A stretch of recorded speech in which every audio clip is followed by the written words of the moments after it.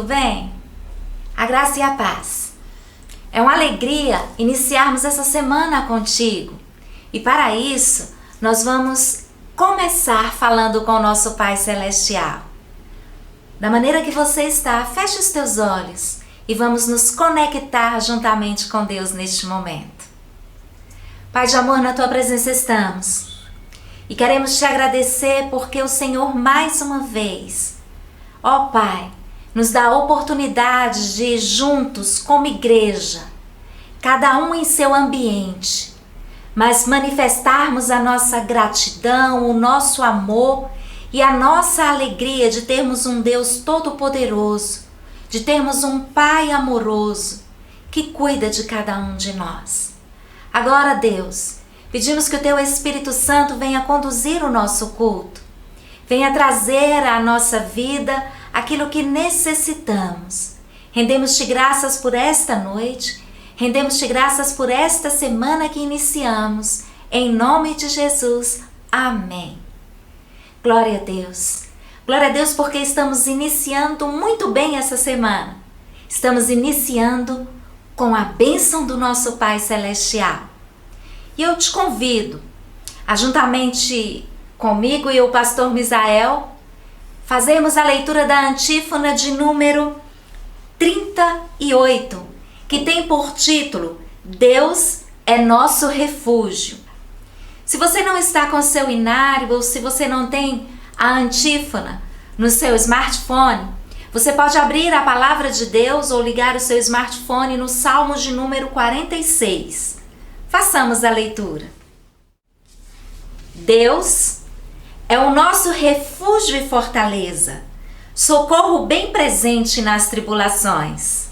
Portanto, não temeremos, ainda que a terra se transtorne e os montes se abalem no seio dos mares, ainda que as águas tumultuem e espumejem, e na sua fúria os montes se estremeçam. Há um rio cujas correntes alegram a cidade de Deus, o santuário das moradas do Altíssimo.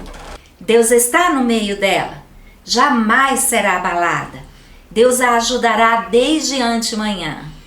Bramam nações, reinos se abalam, ele faz ouvir a sua voz e a terra se dissolve. O Senhor dos exércitos está conosco. O Deus de Jacó é o nosso refúgio. Vinde, contemplai as obras do Senhor, que assolações efetuou na terra. Ele põe termo à guerra até os confins do mundo, quebra o arco e despedaça a lança, queima os carros no fogo. Aquietai-vos e sabei que eu sou Deus, sou exaltado entre as nações, sou exaltado na terra.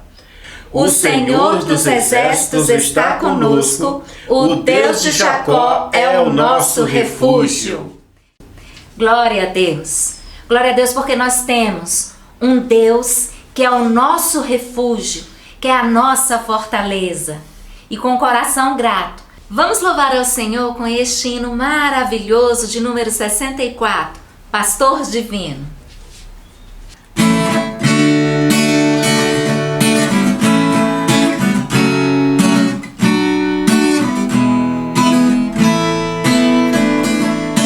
Eis-nos, ó Pastor Divino, todos juntos no lugar, como ovelhas congregados, teu auxílio a suplicar. Se presente, o rebanho apacentar. Se presente, o rebanho apacentar. E aos tristes fatigados, ao aprisco do Senhor, leva os termos cordeirinhos nos teus braços, bom pastor. As pastagens de celeste e doce amor, as pastagens de celeste e doce amor. Ó Jesus, bondoso escuta nossa humilde petição. Vem encher o teu rebanho de sincera gratidão. Cantaremos, cantaremos tua imensa compaixão. Cantaremos, cantaremos tua imensa compaixão.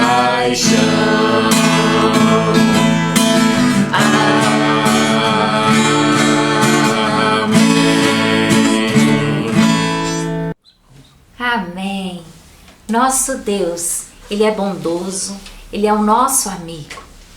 E sendo o nosso amigo e também o nosso Pai, nós temos a liberdade de nos achegarmos a Ele, de colocarmos diante dEle todas as nossas faltas e pedirmos perdão pelos nossos pecados.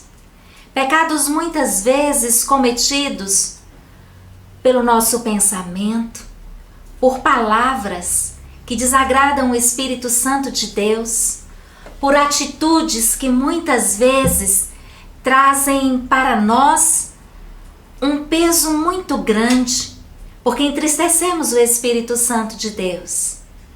Este é o momento no qual eu e você paramos e refletimos na nossa vida. E tendo esse momento de reflexão, nós temos a liberdade de nos achegarmos e pedirmos: Pai, perdoa-nos, porque nós não queremos continuar caindo no mesmo erro, fracassando nas mesmas coisas, mas queremos sim ter a liberdade de te adorar, de te bendizer, sem nenhum peso sobre as nossas costas, porque nós sabemos que o teu Filho Jesus Cristo levou sobre si todas as nossas dores, todas as nossas enfermidades, mas também Ele levou sobre si, na cruz do Calvário, todo o peso do nosso pecado. E é por isso que nós nos achegamos a Ele neste momento de confissão. Oremos ao Senhor. Senhor Deus, diante de Ti colocamos nossas vidas. Sabemos que há uma grande necessidade. Na verdade, Senhor Deus, isso decide a nossa salvação, que é o Teu perdão. Por isso, a necessidade é de pedirmos a Ti que venha nos perdoar, venha nos dar, Senhor, mais uma vez, essa graça maravilhosa, dispensar essa graça do perdão sobre nossas vidas, para que possamos, Senhor Deus, enfim, nos livrarmos de toda a culpa que nos condena. Essa culpa condenatória o Senhor já levou sobre si, e assim, ó Deus, nos permite ter liberdade, salvação e, acima de tudo, Senhor Deus, o Teu perdão que nos permite entrar nas regiões celestiais. Nós oramos em nome de Jesus. Amém. Queridos irmãos, antes mesmo de nós entregarmos os nossos dízimos e nossas ofertas, nós entregamos primeiro o nosso coração. Antes de fazermos um depósito bancário ou uma transferência, antes de entregarmos os nossos dízimos e ofertas, primeiro nós entregamos um coração. Antes de ser uma entrega física ou uma transação bancária, nós fazemos uma transação espiritual. Porque o maior motivo, o maior propósito de entregarmos os dízimos e ofertas é o Senhor, é a causa do Senhor, é o Evangelho, é a causa da graça. E nós somos chamados para a honrosa missão de sermos contribuintes, ou melhor, colaboradores. Nós cooperamos, operamos junto com Deus. Aquilo que Deus pode fazer sozinho, Ele faz. Aquilo que nós podemos fazer, nós fazemos. E juntando as duas coisas, nós fazemos em parceria. E uma das maneiras é com os dízimos e as ofertas. Então, se você já assentou no coração e nesta semana entregar seu dízimo e oferta, nós vamos por antecipação, como temos feito, uma vez que não estamos tendo culto presencial, nós já consagramos.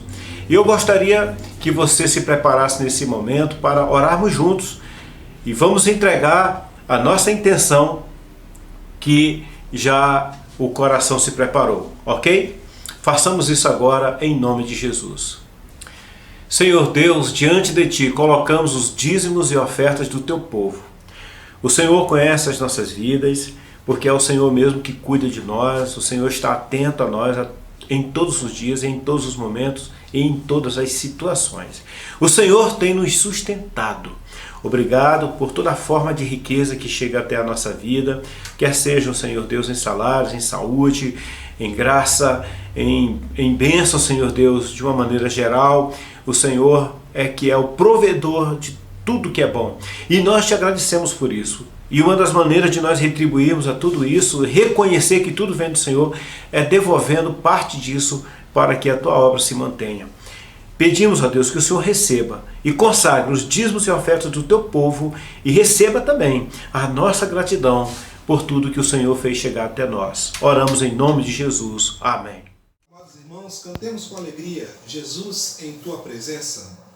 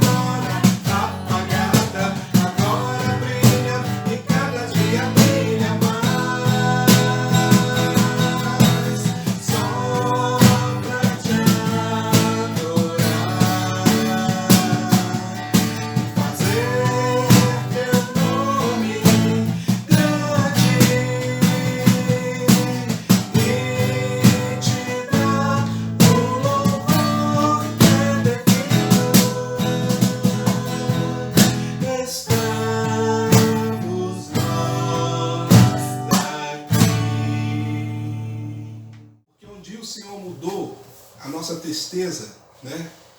Tirou o nosso pranto, mudou o nosso lamento embora e nós podemos cantar. Tu mudaste. Aleluia.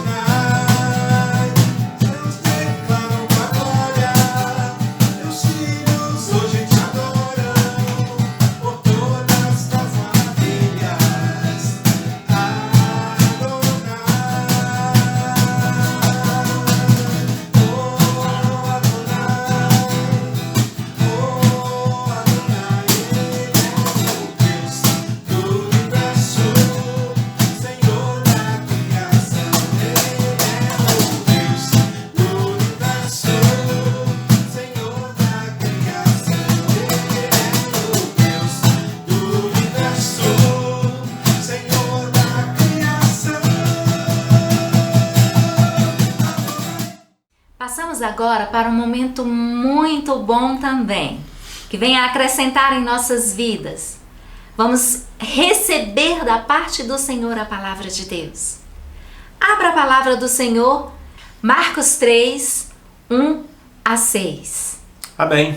Vamos então fazermos a leitura e em seguida nós vamos trazer a palavra que o Senhor tem para nós. Marcos 3, versículos 1 a 6. Noutra ocasião, Jesus entrou na sinagoga e estava ali um homem com uma das mãos atrofiada. Alguns deles estavam procurando um motivo para acusar Jesus. Por isso o observavam atentamente para ver se ele iria curá-lo no sábado. Jesus disse ao homem da mão atrofiada: levante-se e venha para o meio.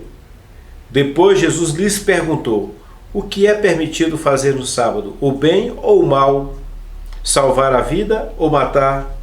Mas eles permaneceram em silêncio. Irado, olhou para os que estavam à sua volta e, profundamente entristecido por causa dos seus corações endurecidos, disse ao homem: estenda a mão. Ele a estendeu e ela foi restaurada. Então os fariseus saíram e começaram a conspirar com os herodianos contra Jesus sobre como poderiam matá-lo.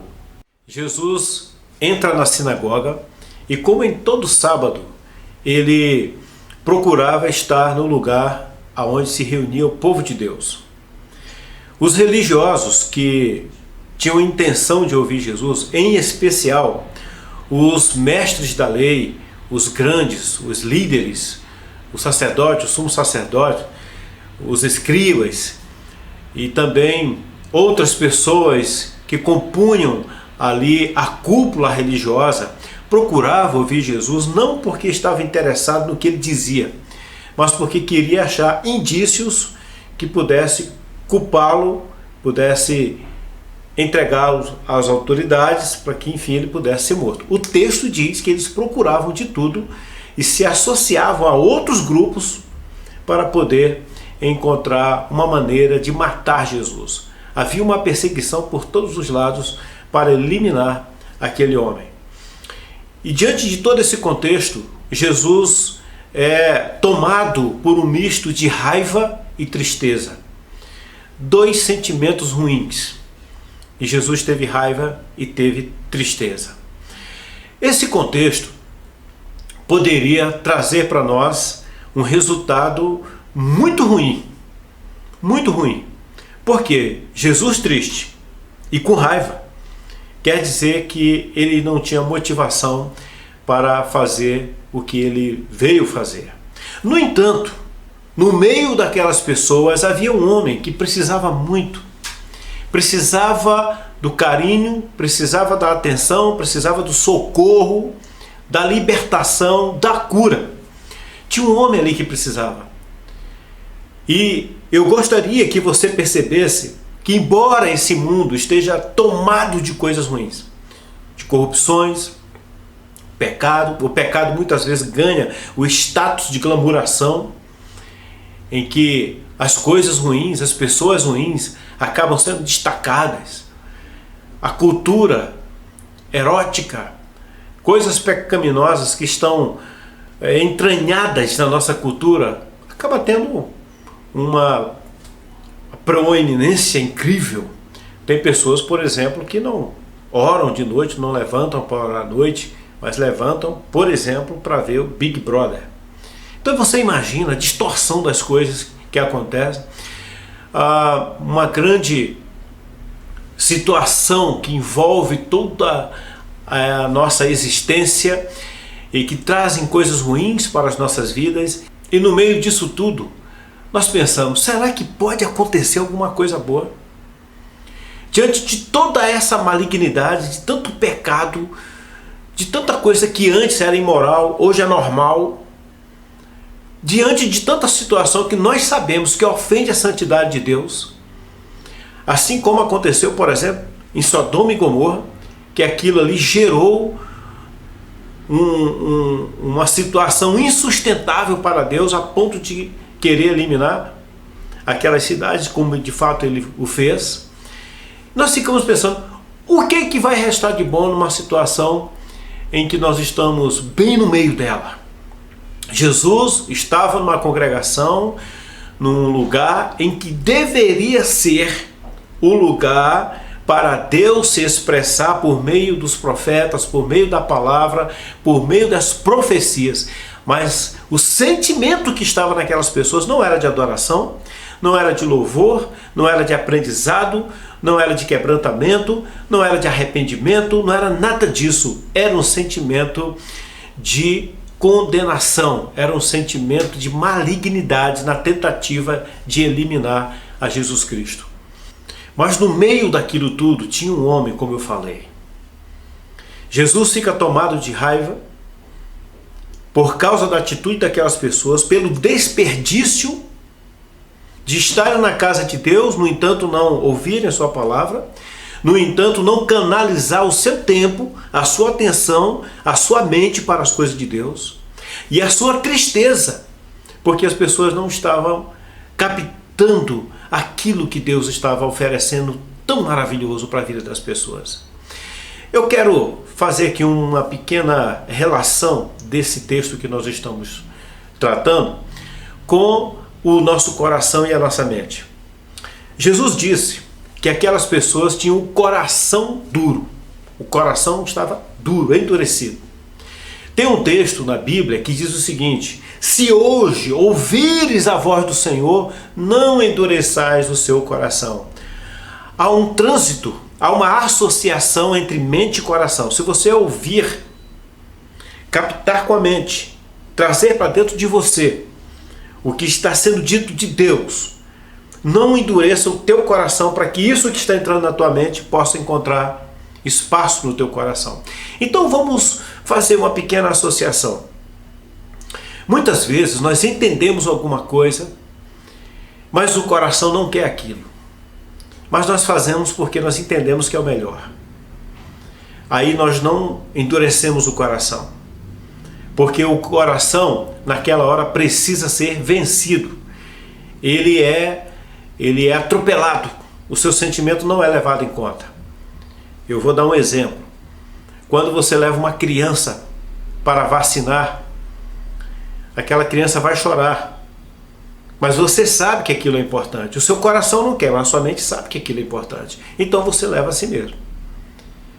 Se fosse naquele momento dar espaço para o coração, aquela criança ficaria sem a vacina.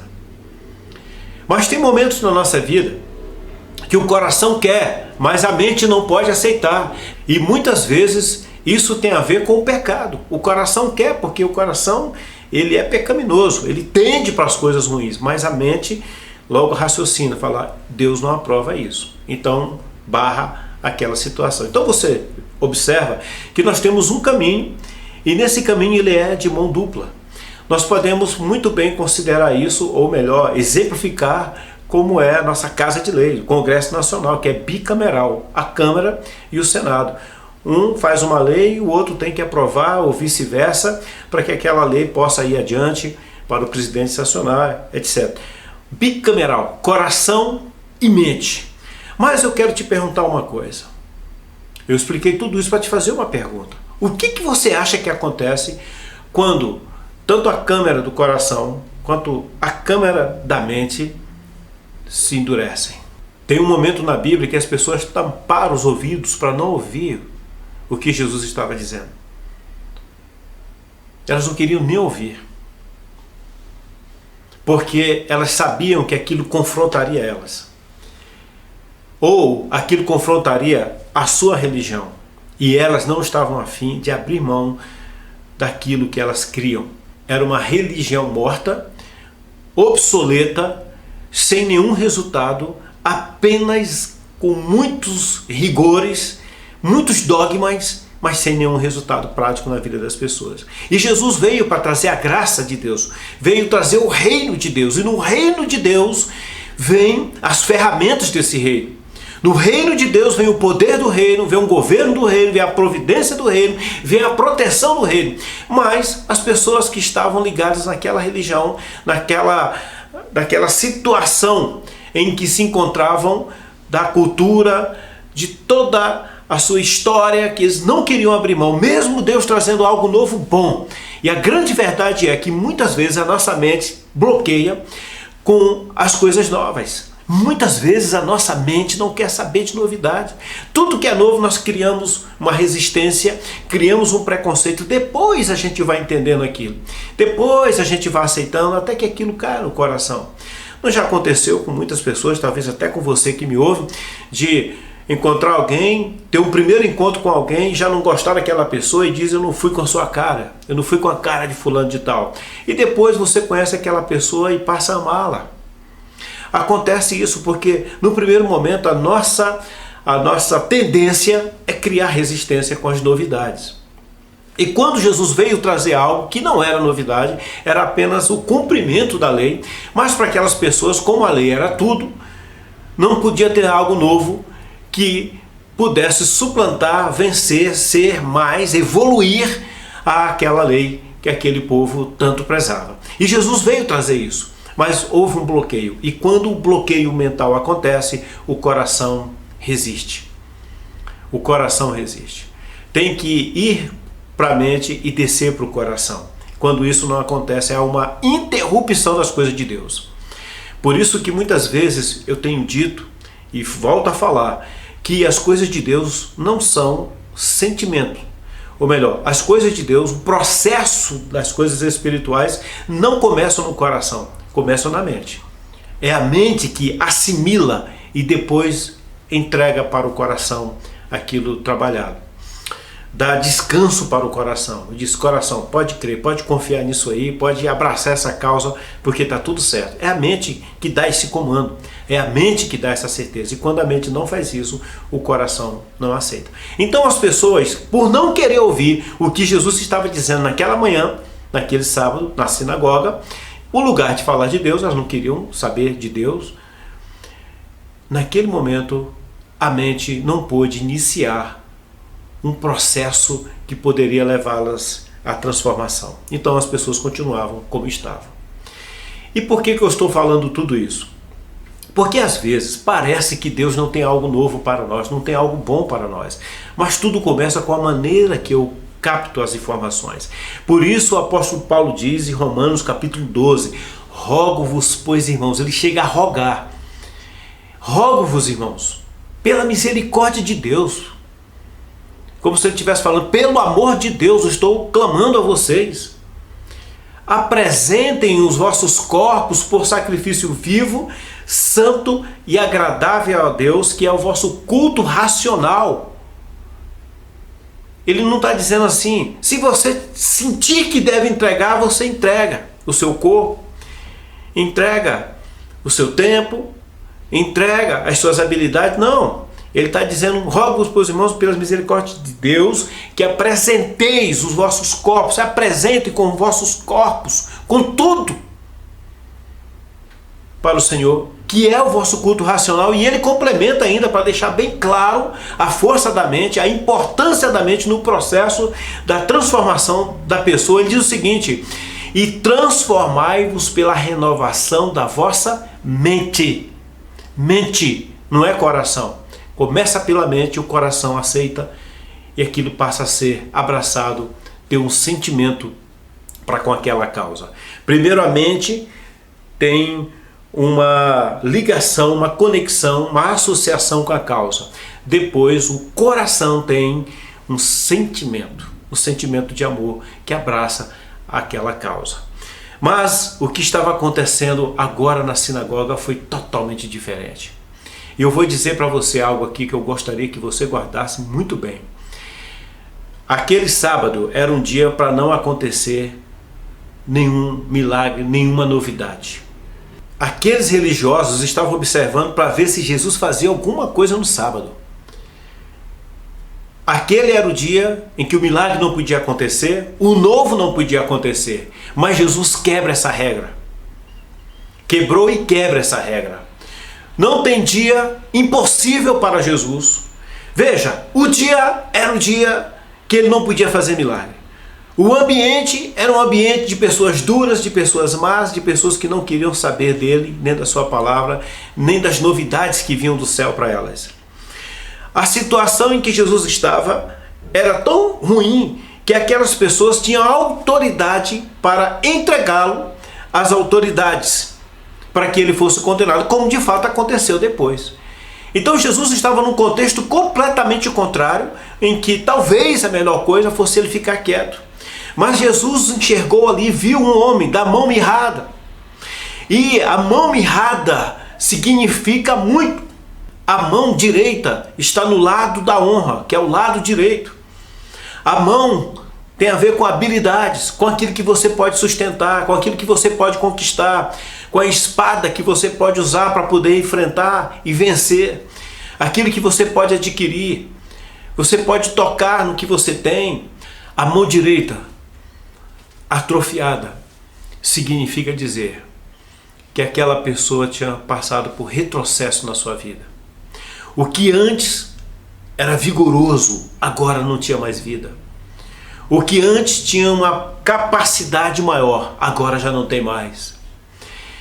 Isso era muito significativo para a religião, que já não tinha mais o vigor de antes, para as pessoas que já não tinham mais a alegria de antes, porque estava dominada pelos romanos, não havia prazer em estar ali. O coração daquelas pessoas era um coração cheio de rancor, cheio de tramas, cheio de maldades para com Jesus, com certeza.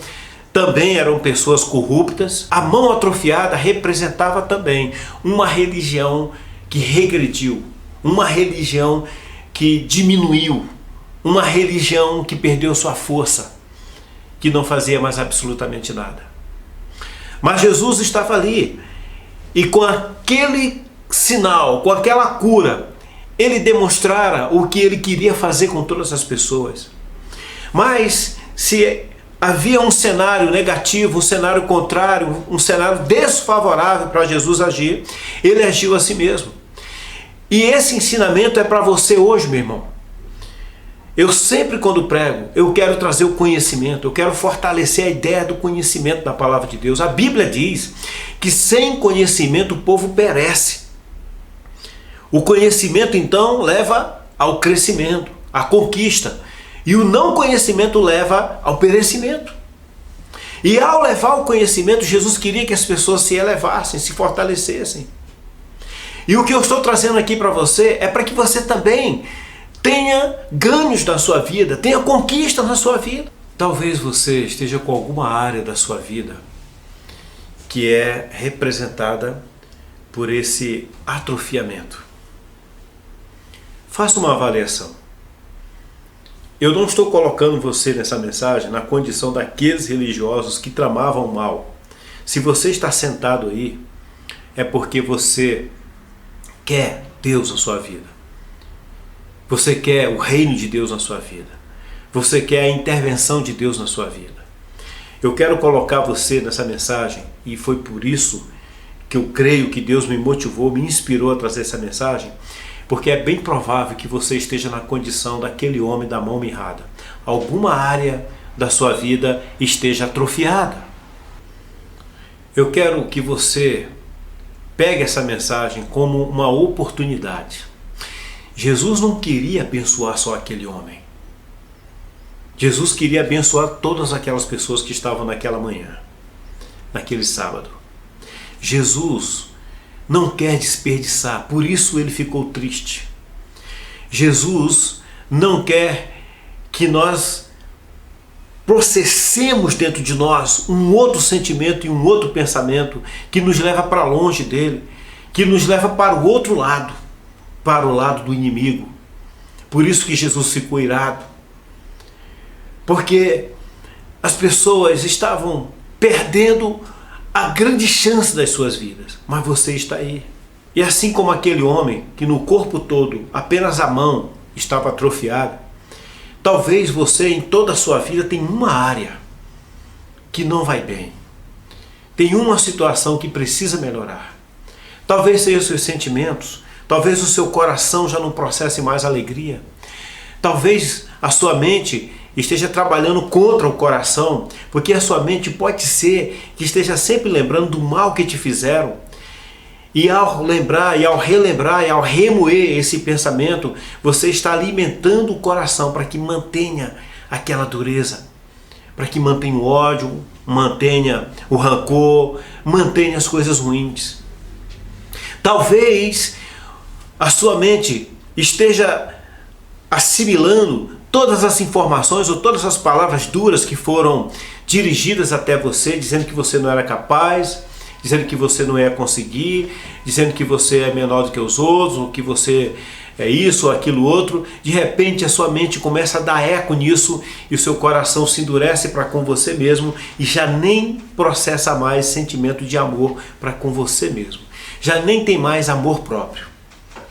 E você se vê menor do que os outros, você se vê muito para baixo. A sua autoestima pode estar dilacerada.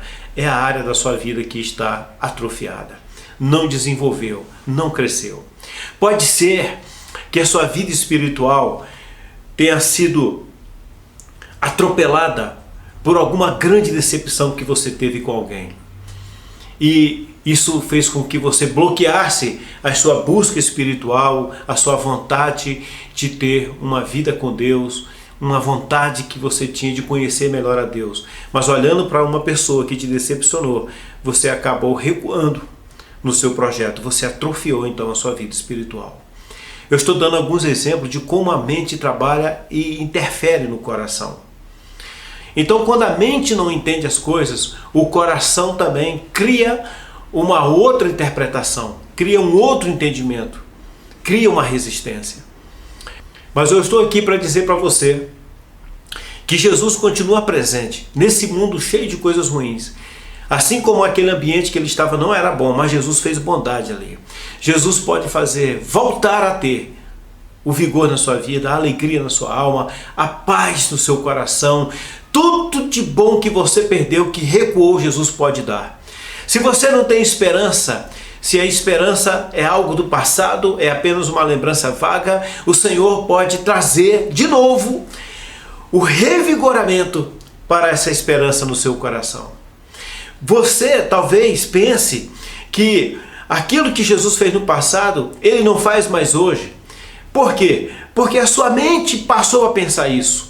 Mas dê uma oportunidade para Jesus. E agora eu quero falar exatamente sobre essa oportunidade que você vai dar para Jesus dentro desse texto. Jesus disse para aquele homem da mão ressequida: vem para o meio, exponha-se, coloque-se diante de tudo e de todos, venha para cá. E aquele homem levantou-se, se destacou no meio daquelas pessoas e ficou no lugar, na posição que Jesus mandou ele ficar. E depois que Jesus prega, que Jesus fala, que Jesus fica com raiva, que Jesus fica triste, depois de todo aquele sentimento, Jesus termina muito bem. Jesus chama aquele homem e fala assim: agora eu quero que você estenda a sua mão. Aquele homem estende a mão e a mão então cresce e torna do tamanho da outra e tudo volta ao normal. Diante de todas aquelas pessoas, esse cenário ruim gera um acontecimento bom. Diante de todo o cenário ruim que você possa estar vivendo, tudo pode terminar bem se Jesus estiver presente. E Ele está presente, Ele está bem aí com você agora. Note bem, depois que Jesus cura aquele homem, restaura a mão daquele homem, aquelas pessoas que tinham um coração duro, continuaram com o coração duro. Por quê? Por causa daquilo que eu falei para vocês. Se a mente não trabalha, se a mente não aceita, se a mente não faz a reconsideração, se a mente não faz a reanálise, se a mente não faz uma releitura, se a mente não faz um novo processo, ela não consegue chegar num novo resultado. Aquelas pessoas não quiseram enxergar, não quiseram perceber o grande homem que estava diante deles. E aquele povo que estava pensando contra Jesus acirrou mais ainda o projeto, e a Bíblia diz que eles se uniram a outros grupos para procurar uma maneira de matar Jesus. Tinham acabado de ver o milagre, mas enquanto eles estavam com essas trevas no coração, com essa escuridão no coração, tinha um homem pulando de alegria com a sua mão restaurada.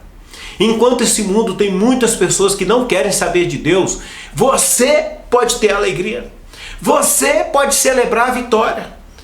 E é isso que nós vamos fazer agora, celebrar a vitória. Nós vamos orar e eu creio que Deus vai agir na tua vida. Qual é a área que está atrofiada na tua vida?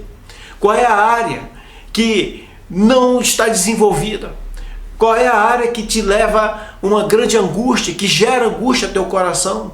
Qual é a área da sua vida que te causa tristeza, que leva você a se sentir pequeno, a se sentir decepcionado consigo mesmo? Nós vamos orar. Nós vamos orar por isso. E Deus vai colocar a mão na tua vida. Quer seja sentimento, não tem mais sentimento de alegria, de paz, de vontade de viver. Quer seja mente, já não pensa coisas positivas, tudo é negativo. É o medo que domina. É a ira, é o desânimo, é toda uma conjuntura que faz com que sua mente processe contra você. Ela já atrofiou há muito tempo as coisas boas, ela já não consegue produzir, como uma mão atrofiada que não produz.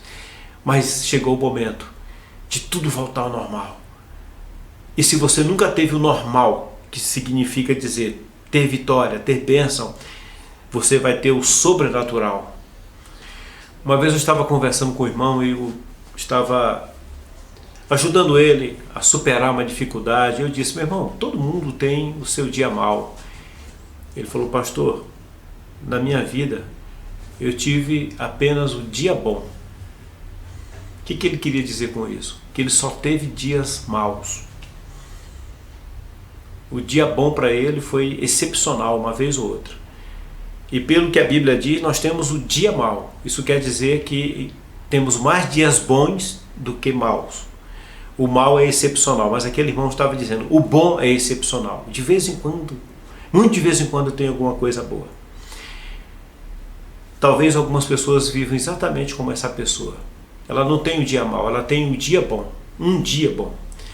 Mas e quem sabe, por meio dessa mensagem, o Senhor quer estender, quer multiplicar os dias bons na sua vida, para que passem a ser frutíferos, passem a ser dias de alegria, dias de conquista, dias de vitória.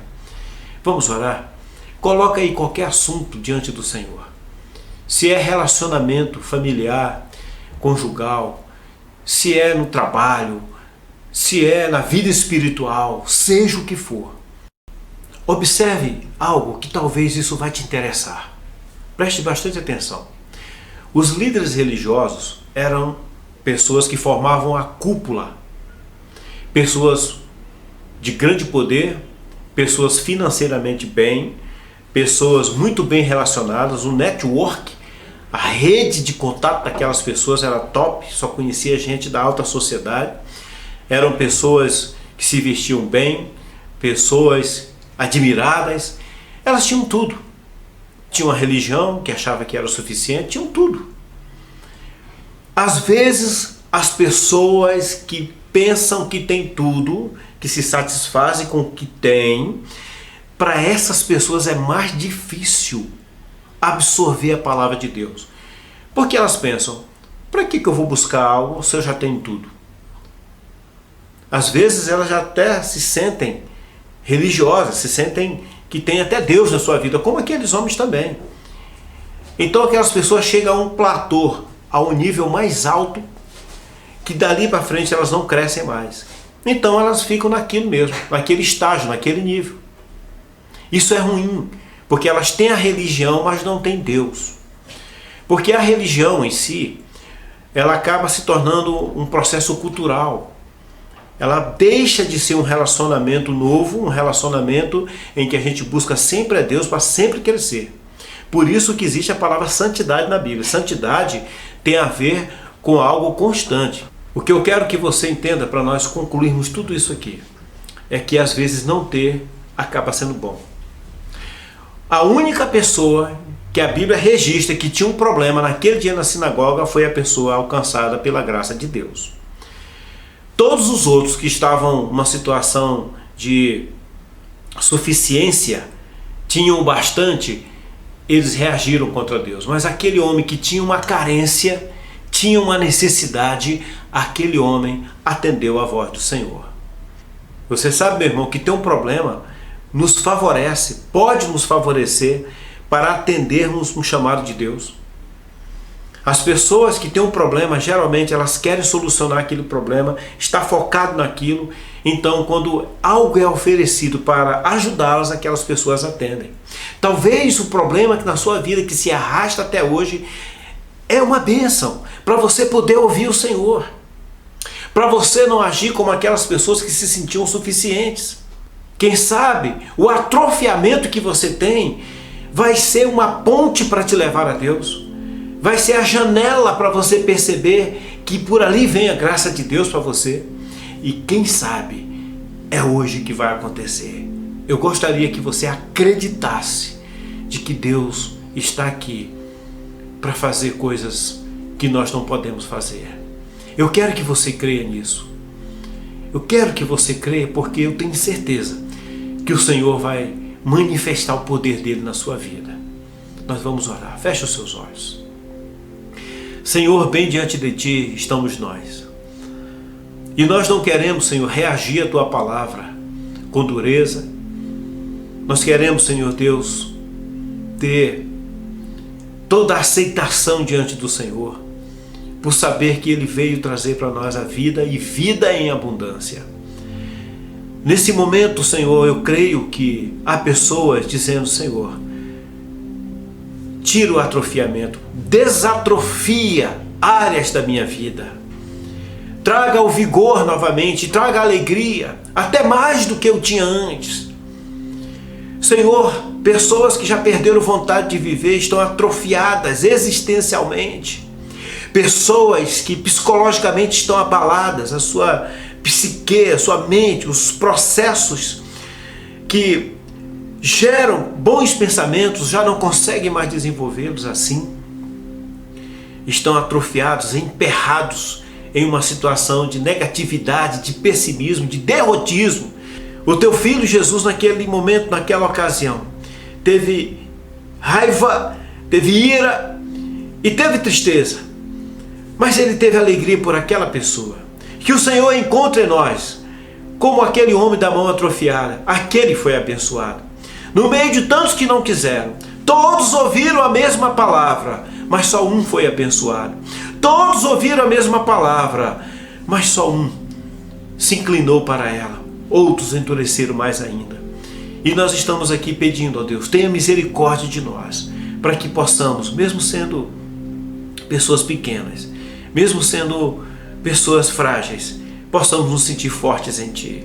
Abençoa, Pai, a vida de cada um. Eu oro pelo Teu povo, em nome de Jesus.